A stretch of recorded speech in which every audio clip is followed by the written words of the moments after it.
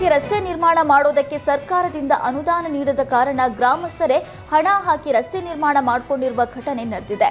ಚಿಕ್ಕಮಗಳೂರು ಜಿಲ್ಲೆಯ ಕಡೂರು ತಾಲೂಕಿನ ಪಿಳ್ಳೇನಹಳ್ಳಿ ಗ್ರಾಮದ ರೈತರಿಂದ 3,000 ಹಣ ಸಂಗ್ರಹಿಸಿ ರಸ್ತೆ ನಿರ್ಮಾಣ ಮಾಡಿಕೊಂಡಿದ್ದಾರೆ.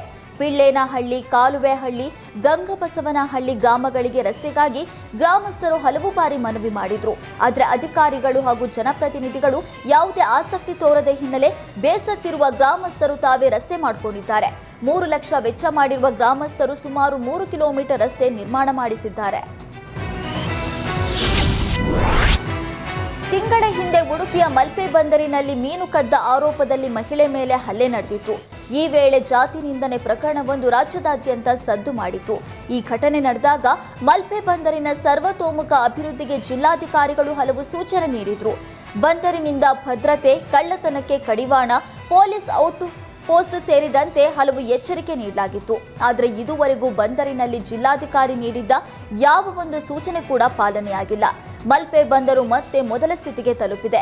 ಕಳ್ಳ ಕಾಕರ ಕಾಟಕ್ಕೆ ಮೀನುಗಾರರು ಪರದಾಡುವಂತಾಗಿದೆ. ಏಕಾಏಕಿ ಟೊಮ್ಯಾಟೊ ಬೆಲೆ ಕುಸಿತದಿಂದ ಅನ್ನದಾತ ಸಂಕಷ್ಟಕ್ಕೆ ಸಿಲುಕಿದ್ದಾನೆ.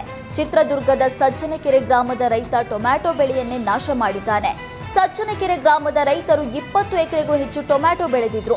ಬೆಲೆ ಕುಸಿತವಾಗಿದ್ದು ದಲ್ಲಾಳಿಗಳು 15 ಕೆಜಿ ಬಾಕ್ಸ್ ಟೊಮೆಟೊವನ್ನ ಕೇವಲ 20 ರಿಂದ 30 ರೂಪಾಯಿಗೆ ಕೇಳ್ತಾ ಇದ್ದಾರೆ. ಇದರಿಂದ ಲಕ್ಷಾಂತರ ನಷ್ಟವಾಗಿದ್ದು ಟೊಮ್ಯಾಟೊ ಕೀಳುವ ಕೂಲಿ ಕಾರ್ಮಿಕರಿಗೆ ಹಣ ಕೊಡಲಾಗದೆ ಸಂಕಷ್ಟಕ್ಕೆ ಒಳಗಾಗಿದ್ದಾನೆ.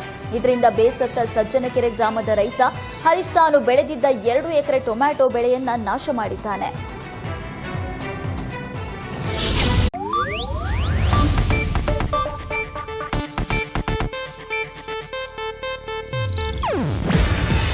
ಇದು ಏಷ್ಯಾನೆಟ್ ನ್ಯೂಸ್ ನೆಟ್ವರ್ಕ್ ಪ್ರಸ್ತುತಿ. ನೀವು ನೋಡ್ತಿದ್ದೀರಾ ಏಷ್ಯಾನೆಟ್ ಸುವರ್ಣ ನ್ಯೂಸ್.